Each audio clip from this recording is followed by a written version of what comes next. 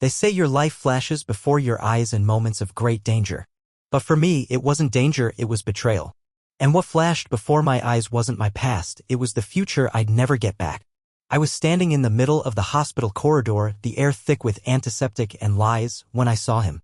Kenji Sato, the man I'd invited into my home. My friend. My son's supposed godfather. He was standing just a little too close to my wife's bed, his hand resting on the rail, his posture casual, intimate, like he belonged there. His eyes met mine for only a second before they darted away, guilt and defiance flickering behind his thick lashes.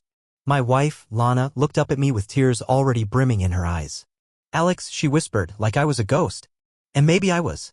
The man I'd been, husband, provider, believer, had died somewhere on the 3-hour flight from Seattle to Los Angeles. I just hadn't realized it yet. But when I saw the babies, that's when I truly felt the sky crack open above me. Twins. One of them had my dark, Mediterranean complexion, eyes like mine, jawline like mine. My blood, without question. But the other child had fine, pale skin, soft black hair, and eyes so unmistakably East Asian it punched the air from my lungs. It wasn't a question. It wasn't a suspicion. It was a certainty. One child was mine. The other was Kenji's. I didn't say a word. Not yet. I just stared, the silence wrapping around the room like a noose. Lana looked down at the infants, our son and the child of her lover, and her lips trembled. I can explain, she whispered. But I was already shaking my head. No, I didn't want her explanations. Not now. Not when the truth had just arrived in the form of 2 innocent, swaddled lives. What do you say in a moment like that? What do you say when your world is reduced to before and after? When every late-night language lesson, every art gallery planning session, every intimate little cultural exchange comes roaring back into your memory like a freight train, and now you see them for what they truly were. Lies. Kenji finally spoke, clearing his throat like this was some awkward dinner conversation and not the moment that would destroy our families. These things are complicated, he said, his voice smooth, practiced. Emotions don't follow rules. I turned to him slowly, carefully, like I was moving underwater. You slept with my wife, I said. In my house. While pretending to be my friend. It wasn't like that.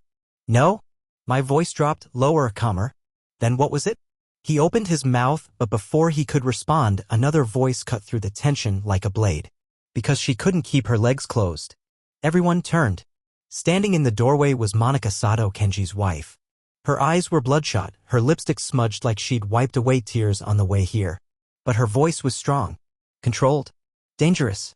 I found the messages, she said, stepping into the room, holding up a folder stuffed with printed screenshots. All the little practice conversations in your language app. My son recovered the data. He's 16. Smarter than both of you combined. Kenji took a step back, his usual poise unraveling. Monica. Don't, she snapped. Just don't. I already moved out. The kids are with me. And your attorney will be hearing from mine first thing tomorrow. Lana let out a sob, covering her mouth as if the tears would save her now. As if regret after months of deception could somehow erase betrayal. I should have felt anger, rage, hatred. But I didn't. I felt clarity. Cold, hard, surgical clarity. This was not going to be a fight. This was going to be a demolition.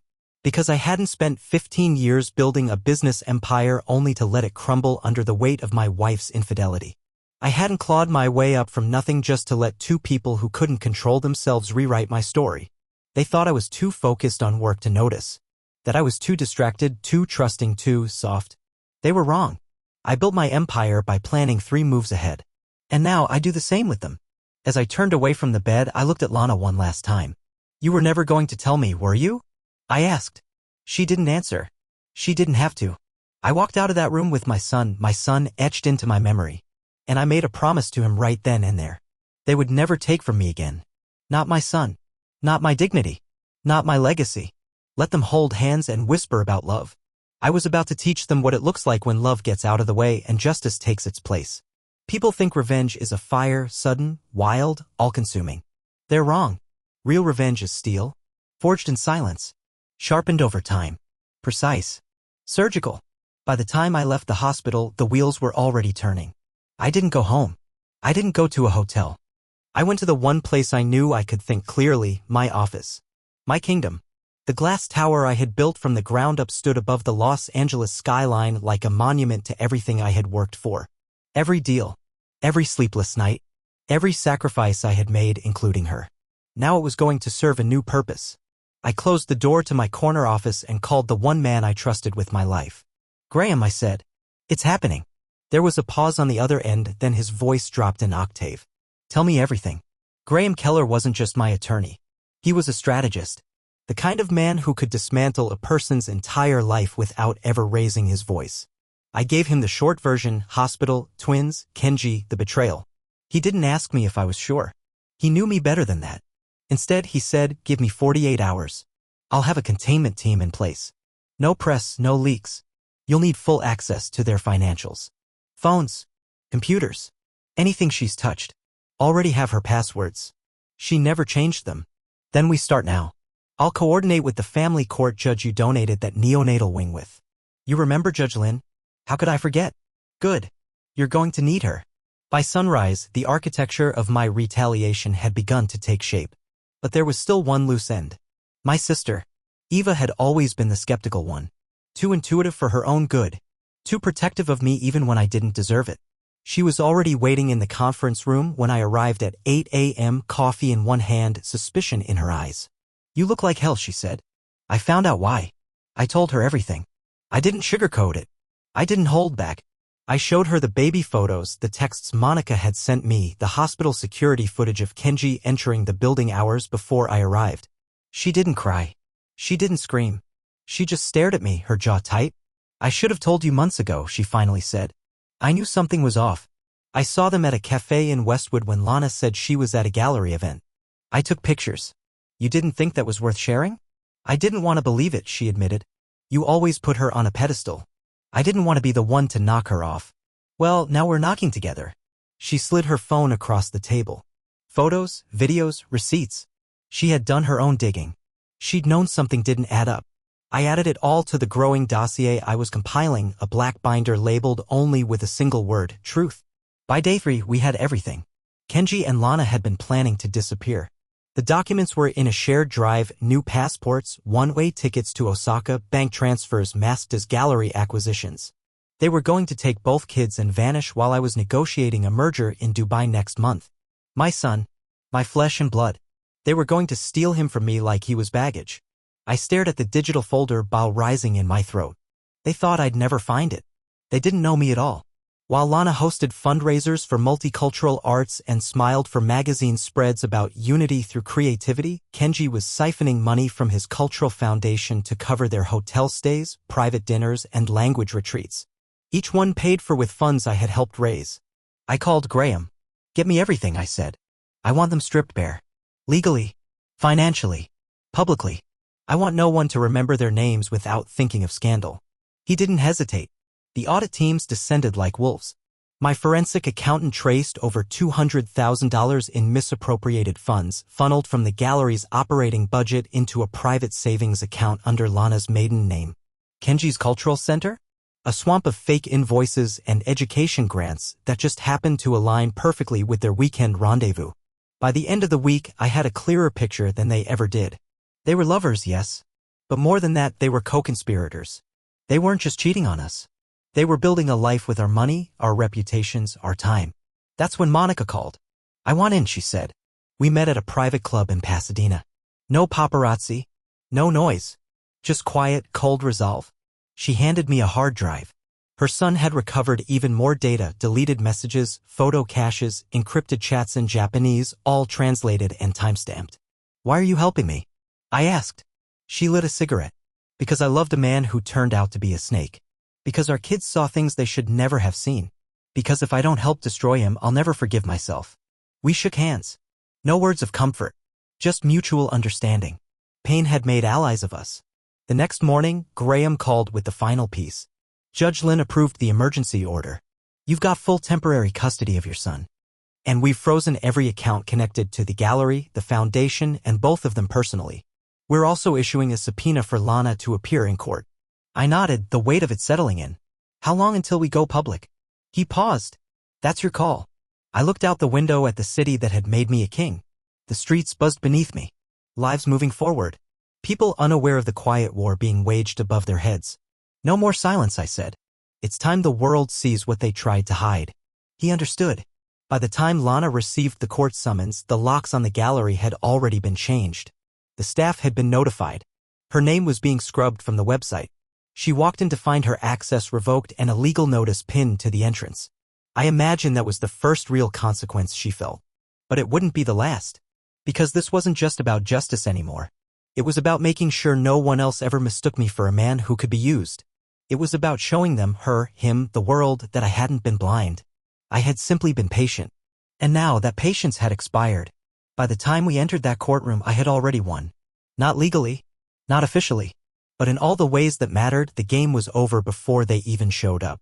Lana sat on the left side of the room beside her lawyer, a high-priced socialite shark named Bridget Klein. Tailored suit, glossy nails, voice like a bedtime story meant to lull judges into sympathy. But today she was rattled. They both were. Because they didn't expect me to fight this way. They expected heartbreak, maybe rage. They never expected precision. Across the courtroom, Kenji appeared on a video screen from Tokyo. After the scandal broke, he'd fled like the coward he always was. Japan's extradition laws made him feel safe. But he didn't understand yet reputation dies just as easily across oceans. And his was already in the dirt. I sat calmly beside Graham, hands folded. I wasn't here for theater. I was here to bury what remained of their lies. The judge, a sharp, unsentimental woman named Martha Kleinman, reviewed the files in silence. Her face betrayed nothing, but I could see it in the way she flipped through page after page of evidence. The weight of truth was already shifting the scales. Bridget stood first. Your Honor, my client deeply regrets the emotional pain that has come to Mr. Stone. However, she would like to emphasize that relationships are complex and matters of the heart are not always simple. She is committed to co-parenting both children. Graham cut in, smooth as a scalpel. Correction, Your Honor. Only one child is Mr. Stone's. And my client has already signed a declaration of paternity exclusively for his biological son. Ms. Wren's other child, though born in marriage, is indisputably the result of infidelity. We have DNA confirmation. And we have evidence that she conspired to leave the country with both minors using falsified documentation and misappropriated funds. Bridget blinked. Lana flinched.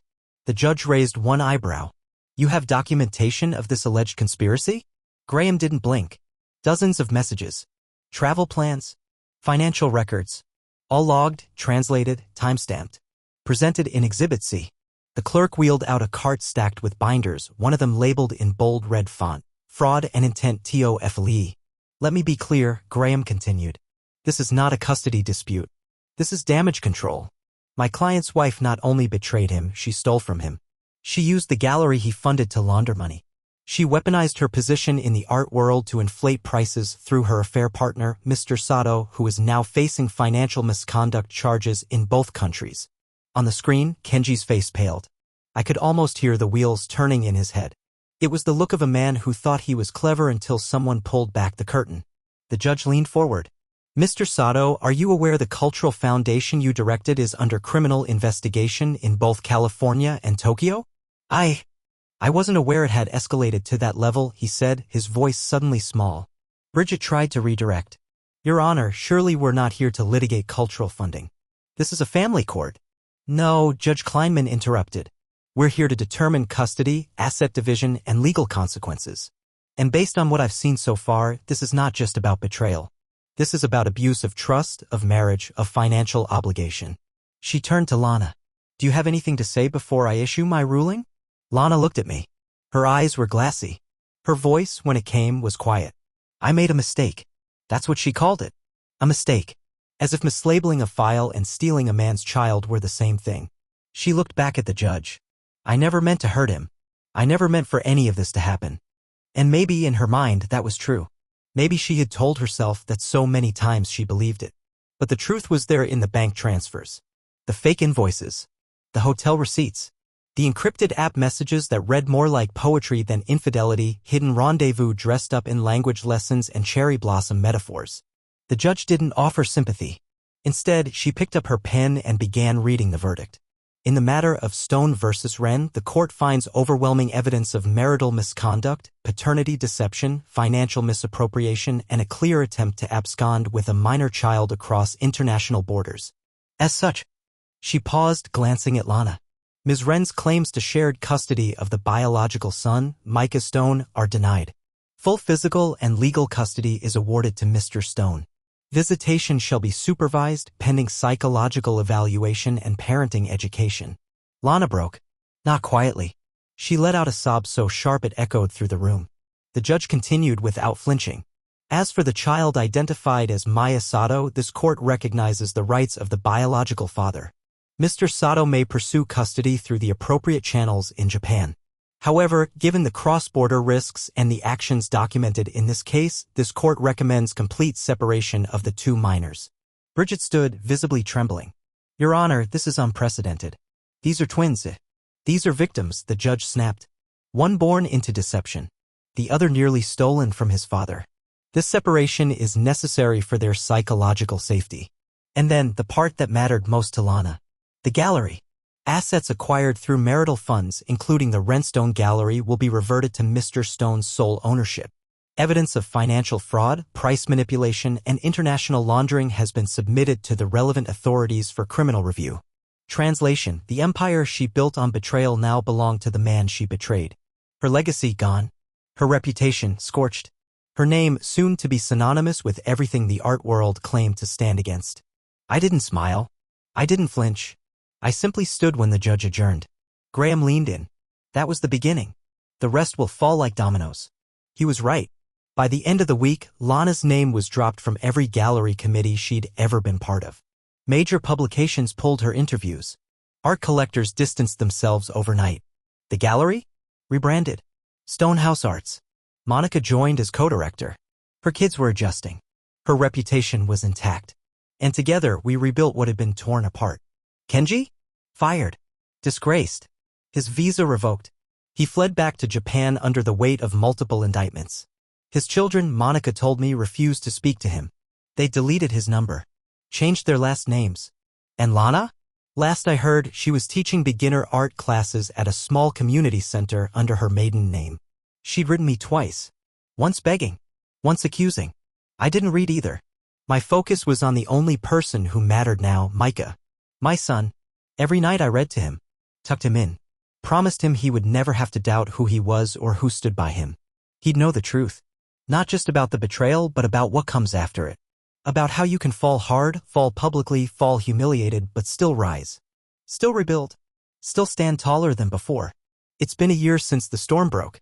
12 months of courtrooms, headlines, and hard truths. 12 months since I stood in that hospital room and saw the shape of my life torn in two. And yet here I am, whole. Micah just turned one. He's walking now, stumbling more than stepping, but stubborn about it. He's got my eyes. My temper too, maybe. But he laughs like his own person, like a kid untouched by the war that marked his birth. I thank God for that every day. The gallery is thriving, clean, proud, real. We fill the halls with work that means something now. Monica helps run it with a quiet strength that humbles me. Her children, Kevin and Elise, come by often. They treat Micah like blood. And me? I'm not angry anymore. The rage burned out. What's left is clarity. I don't think about Lana much. Not her voice. Not her face. The letters still come from time to time. I stopped opening them. What could she possibly say that truth hadn't already silenced? As for Kenji, he faded like a stain in the rain. Gone from the headlines. Gone from the country. Gone from his children's lives. Monica told me his son, Kevin, legally dropped his surname last month. Good. Let history forget the man who thought love excused betrayal. Let memory protect the ones who chose honesty instead. Last night, Micah took his first steps toward me on his own. No coaxing. No help. He just came. And I knelt to meet him, steadying him as he wobbled, holding him as he smiled. That moment held more power than every lawsuit I won. Because this is my legacy now. Not court victories or financial audits. Not scandal or revenge. Micah is my son, my family, my clean start. And every time I look at him, I remember something I nearly forgot. You don't build strength by holding on to hatred. You build it by choosing what's worth keeping and letting the rest rot in the past where it belongs. Some people learn that too late. I learned it just in time. And now we go forward, me and my boy. Together. Into a life no one will ever take from us again.